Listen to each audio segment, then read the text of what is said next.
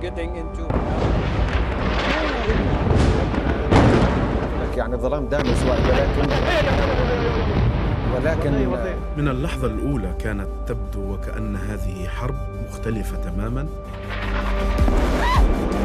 في هذه الحرب لا مكان آمن ولا شارع آمن ولا مستشفى آمن.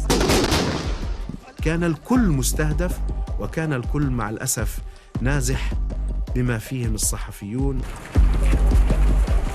This was the targeting and the killing of journalists at an unprecedented level that we hadn't seen before. آنس الشريف ناشد في الجناح العسكري لحماس. They are trying to paint Palestinian journalists as not journalists at all in order to be able to kill them. Al Jazeera journalist Anas al-Sharif has just been killed in what appears to be a targeted Israeli strike. If you know that you can get away with murder, you will do it again and again and again.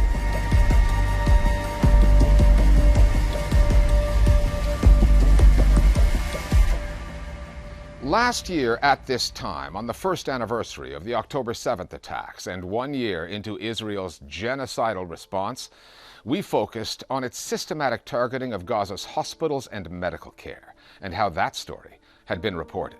On this, the second anniversary of October 7th, we're examining the Netanyahu government's annihilation of another institution, journalism, how it has massacred Palestinian media workers at such a shocking rate, one the world has never seen before.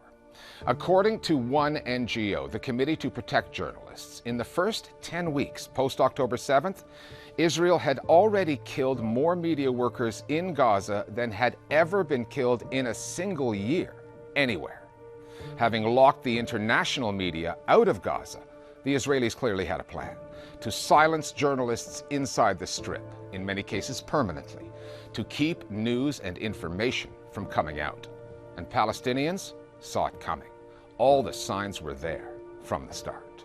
After October 7, you had Israeli parliamentarians, including the Foreign Ministry, and then amplified by Israeli media, suggest that Palestinian journalists in Gaza somehow had prior knowledge about the October 7 attacks, or that they were working for Hamas. In Gaza, not all people who present themselves as being journalists are indeed journalists. Many of them are Hamas and Islamic Jihad members.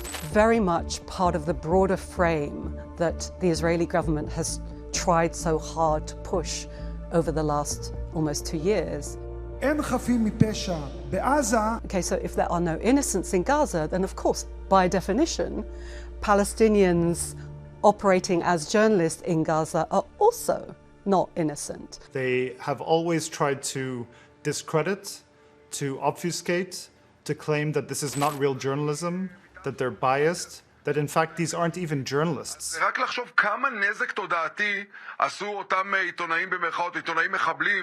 Coverage by Palestinian journalists has always been viewed by Israel as a threat, because what Israel commits in Gaza, with the scorched earth campaign, with relentless airstrikes, with the demolition of entire cities and towns, if this coverage gets out, it's impossible to refute. حتى الكاميرات تعجز عن توثيق هذه المشاهد والصور واللحظات التي عشناها كصحفيين وكبني آدمين يعيشون في هذه البقعة التي أصبحت معزولة بالكامل، مظلمة بالكامل، محاربة بالكامل، مقاتلة بالكامل، مجوعة بالكامل. الصحافة مهنة المتاعب في أي مكان وفي كل مكان. في غزة ربما تصل لأن تكون مهنة الموت. الحقيقة تتعرض للإبادة وعيون الحقيقة يتعرضون للإبادة، ليس فقط هم بل أسرهم وأبنائهم وأولادهم وكل شيء يتعرض إلى الإبادة. Israel was killing Palestinian journalists long before October 7th. Typically, in the aftermath of those targeted killings, like the shooting of Al Jazeera's Shireen Abu Akleh in 2022, Israel's response would follow a pattern, a playbook. First, deny responsibility. Then, blame Palestinians. על פי הנתונים הראשונים שבידינו, ישנו סיכוי לא מבוטל שהעיתונאית נפגעה בכלל מירי הפלסטינים החמושים. Then purport to quote-unquote investigate the incident. חיילי צה"ל ומפקדיו מגנים על מדינת ישראל, מתחקרים ביסודיות כל אירוע חריג ומחויבים לערכי הדמוקרטיה ולחוקיה. And very rarely, only when the killing had become old news, the Israelis would admit culpability, but insist it was some kind of operational mistake. The change since October 7th is the stated intention, the way Israeli officials have prepared the ground for those killings. כתבי אל-ג'זירה פגעו בביטחון ישראל והסיתו נגד חיילי צה"ל. That and changing the playbook, systematically turning the families of Palestinian journalists into fair game. Like the case of Al Jazeera Arabic's Gaza bureau chief, Wael Dahdouh, whose wife, 15-year-old son, 7-year-old daughter, and 18-month-old grandson were all killed within 3 weeks of October 7th, after fleeing to a so-called safe zone. Another one of his children, Hamza Dahdouh, a camera operator for Al Jazeera, was killed in January 2024 by an Israeli missile strike. We asked Dahdouh if he believed his family members were targeted in order to silence him, to pressure him to stop his reporting on what was quickly turning into a genocide. هذا أكيد واضح، لا يحتاج إلى استخلاص عبر أو استنتاجات أو يعني كثير من التفكير في الموضوع، لأنه في نفس اليوم خرج أحد الصحفيين قال نحن عادة على شبكة التلفاز. בדרך כלל אנחנו יודעים את המטרה, לדוגמה היום הייתה מטרה משפחתו של כתב אל-ג'זירה. وهذا حتى لو لم يقله الإجراء واضح، وأسرتي مثل كل الأسر اتخذت قراراً وذهبت إلى تلك المنطقة واستهدف المكان الذي يتواجدون فيه، وكانت هذه النتيجة. بالتأكيد الرسالة وصلت بكل وضوح. نحن عندما كنا ندفع كل الأثمان ونعود إلى الكاميرا كنا نعود بكامل المهنية وبكامل الركوز وبكامل التوازن. ربما تصور الناس بأننا حجارة أو حديد أو آلات، ونحن لسنا كذلك. نحن بني آدمين نشعر ونحب أبنائنا ونحب عملنا ونحب أولادنا، وربما بنيناهم لحظة بلحظة ونخشى عليهم من كل شيء. كنا مع الأسف مطلوب منا أن نتعالى عن كل هذه المعاناة وعن كل هذه الأوجاع حتى نعود ونكمل الرسالة. There's been reporting that has shown that Israel knows exactly who it is targeting. Acts of collective punishment by the Israeli military have continued since the beginning of the war until today.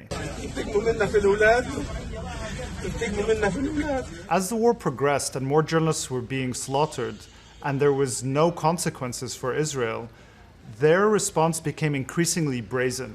We started to see that after the journalist was killed, the Israeli military would then claim that this wasn't a journalist at all, in fact, that they were a militant. We saw this in the killing of Hamza Dahdouh and Mustafa Thuraya. After they were killed, Israel initially apologized. Then they proceeded to claim that both Hamza and Mustafa were in fact militants and produced supposed documents showing that they were part of Hamas's militant wing or Jihad's militant wing. Those documents were proven to be unsubstantiated by press watchdog groups and the United Nations. We saw the same thing in the killing of Ismail al-Ghul, an Al Jazeera journalist, in July of 2024 in an airstrike that decapitated him. They later claimed that Ismail al-Ghul had received military ranking from Hamas in 2007. Ismail al-Ghul was 10 years old at the time. That's how ridiculous these claims are. The Israelis have killed all sorts of media workers in Gaza. Reporters providing critically important local news coverage, keeping Palestinians in search of safe havens informed, as well as journalists working for news outlets on the outside. However, no news organization has been targeted the way Al Jazeera has. The late Anas al-Sharif, one of the very few reporters who refused to leave northern Gaza, worked for the network's Arabic channel. جديدة على نفس المكان الذي نتواجد فيها. الشظايا الآن تتساقط علينا بكثافة في هذا المكان. Sharif's hard-hitting first-person reports early in the genocide quickly earned him the attention of the Israeli authorities, the kind of scrutiny that can amount to a death sentence. Journalists have been contacted on their mobile phones by Israeli military or Israeli authorities, warning those individuals to stop reporting. We understand that Anas al-Sharif had such threats all the way back in November 2023. حتى صباح هذا اليوم تلقيت عدة اتصالات من ضباط في جيش الاحتلال الإسرائيلي قاموا بتهديدي لوقف التغطية الصحفية والإعلامية في شمال القطاع ومغادرة الشمال. Of course, just a month later there was an attack on his home in which his father was killed. Anas al-Sharif was repeatedly smeared as being pro-Hamas, sympathetic to the cause. What we didn't hear during that period, to our knowledge, were any specific allegations that he was a terrorist. This evolved by October of 2024, when Avichai Adrei, the Israeli military spokesperson in Arabic and a very prominent figure online and on the air, who openly names Palestinian journalists, taunts them, incites against them, threatens them. He started to call out Anas al-Sharif by name and say that he was a terrorist. أنت الذي كان من المفترض أن تكون صحفيا نزيها من شمال قطاع غزة انكشفت في وظيفتك الحقيقية في صفوف أكثر حركة إرهابا وإجراما وإساءة لأهل غزة. Not calling him a Hamas propagandist anymore, but calling him a militant and a terrorist, and that he was on essentially a hit list. We know that Anas al-Sharif was very frightened. He genuinely believed that the smears against him were a precursor to his murder, and that proved to be the case.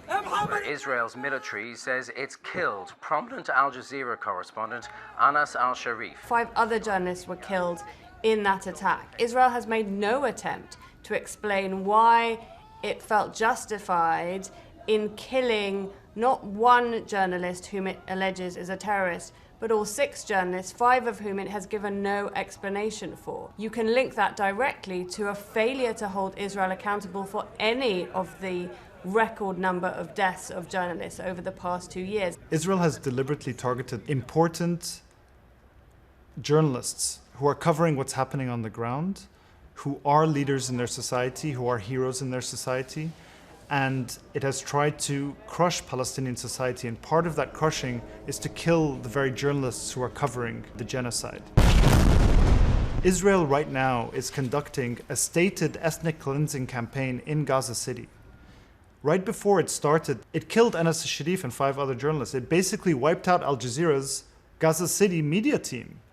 We know a lot less about what's happening in Gaza City because there are fewer journalists there, because they have been killed. We know that right from the start, right after October 7, there was a special military unit set up, the legitimization cell, and one of its tasks was to find information with which to smear Palestinian journalists in Gaza. That was its role, the PR role, to inflict reputation damage on Palestinians who are doing their job reporting Israel's genocidal war in Gaza. And they were told, this is according to sources who spoke to 972 magazine, this task is important to Israel because it will give us time. It will allow us to prolong the war. And so now we see the purpose of these smear campaigns. It's not just to discredit them, it's to buy more time to carry out their genocidal war. Wael Dahdouh has endured the loss of scores of his family members. He has seen dozens of his colleagues at Al Jazeera and beyond smeared, targeted, and killed. He has questions for the people Dahdouh watches on Israeli news channels, the ones who call themselves journalists, supposedly reporting on a genocide while advocating for it, at times participating in it, and not just through incitement. وهذا نقول عن الصحفيين الإسرائيليين الذين يطالبون علناً باستهداف زملائهم الصحفيين الفلسطينيين في قطاع غزة وقتلهم. אם כבר ישראל מחליטה לחסל את העיתונאים, אז עדיף מאוחר מאשר אף פעם לא. ماذا نقول عن مذيعة في الاستوديو، داخل الاستوديو وتحت المكيف، وتضع مسدسا على خصرها في داخل الاستوديو. ماذا نقول لصحفي رافق جيش الاحتلال الإسرائيلي في جنوب لبنان على سبيل المثال، وضغط هو بنفسه بيده على زر تفجير أحد المنازل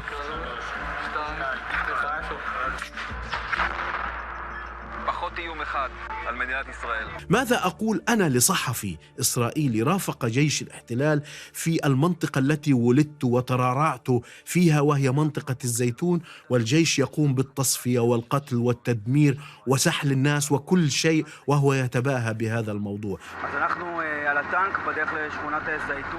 كل هذا الموضوع لا أحد يتكلم عنه.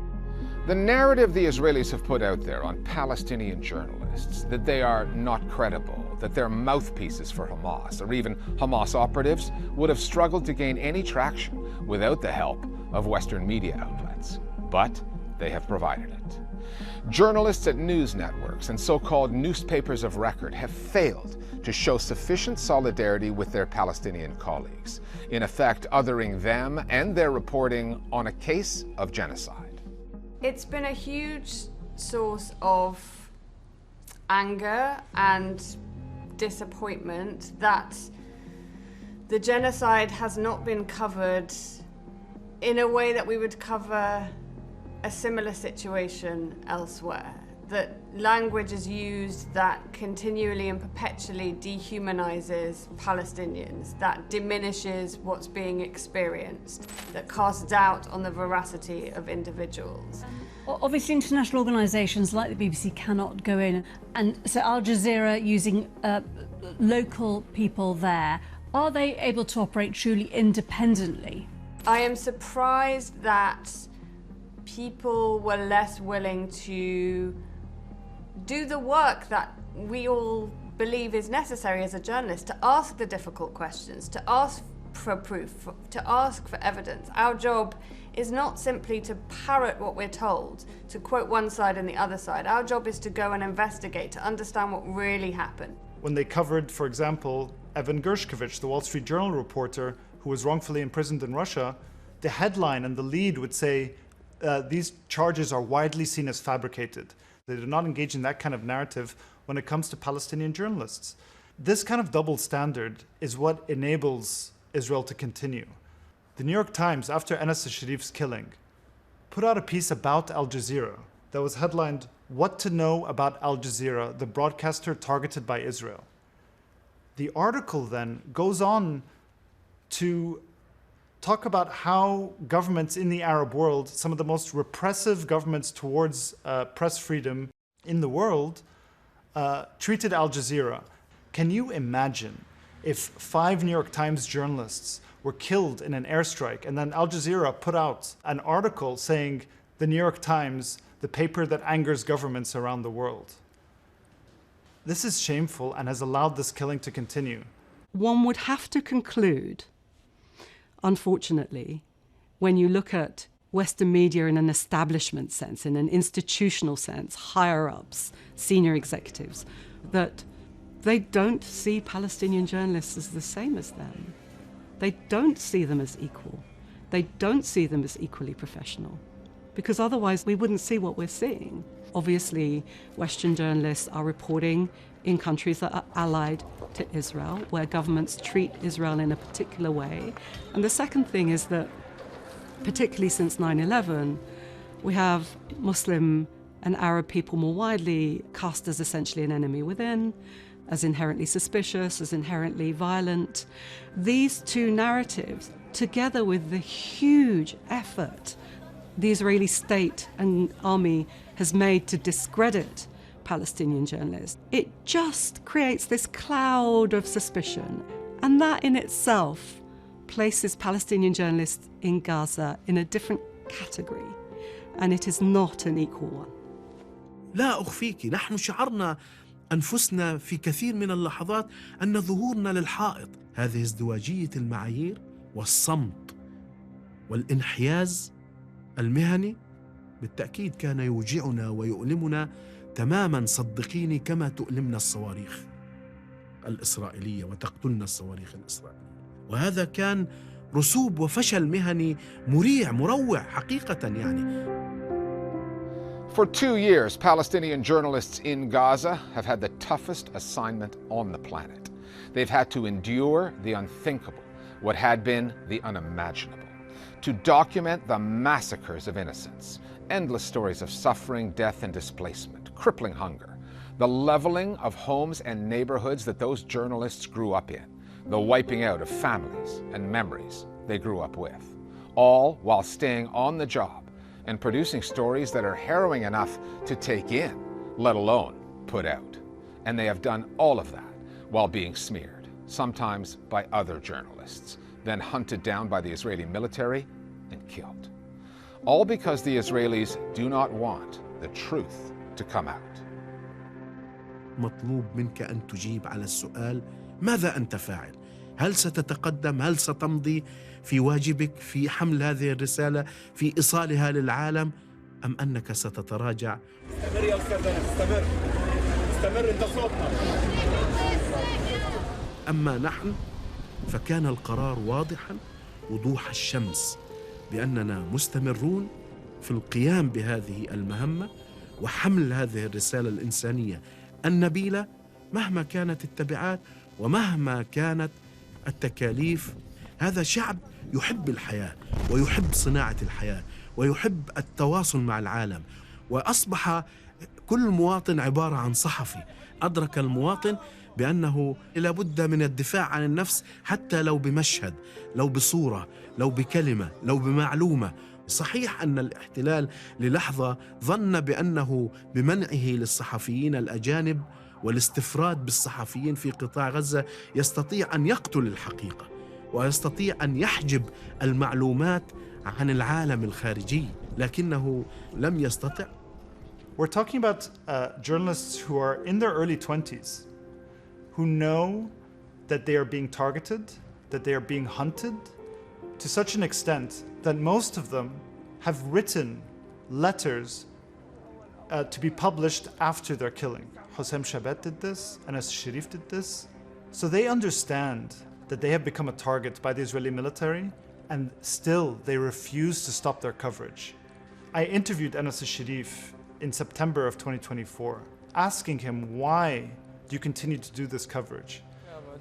And he said, sometimes I despair, but sometimes I believe that maybe this image, this report, this coverage of this attack will make the difference, will make the world pressure Israel to stop.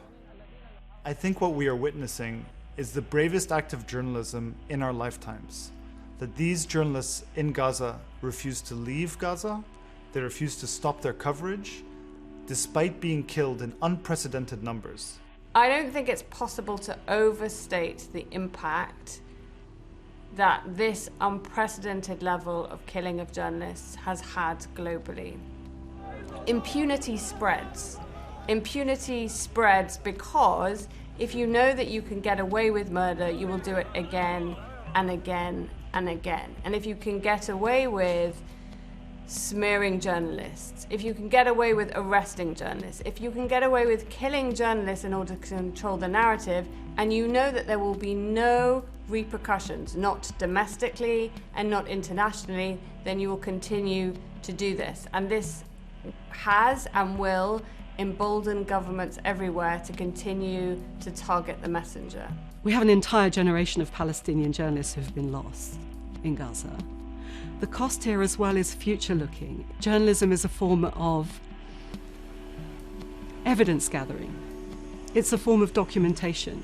And so when it comes to, as it surely must and will, when it comes to international courts trying to hold Israel to account for this genocidal war, we have now lost scores of people who were capable and equipped to give testimonials to those courts, and who now cannot because Israel has killed them.